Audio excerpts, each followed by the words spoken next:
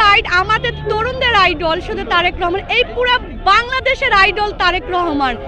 তার এই যে আসবে আমাদের 25 তারিখে স্বদেশ প্রত্যাবর্তন করবে, এটা আবেগের জায়গা, এই ভালোবাসার জায়গা। এখানে আমরা কেউ বাসায় থাকতে পারতেছি না, কারণ আমাদের ভাই আসতেছে। 17 বছর যে স্বৈরাচার শেখ হাসিনার জন্য এই দেশে আসতে পারেনি, সেই 17 বছর পর বাংলাদেশে আসবে, এটা যে কত ভালোবাসার জায়গা, আবেগের জায়গা, আমরা আসলে এই অনুভূতিটা কাউকে বুঝাইতে পারবো না।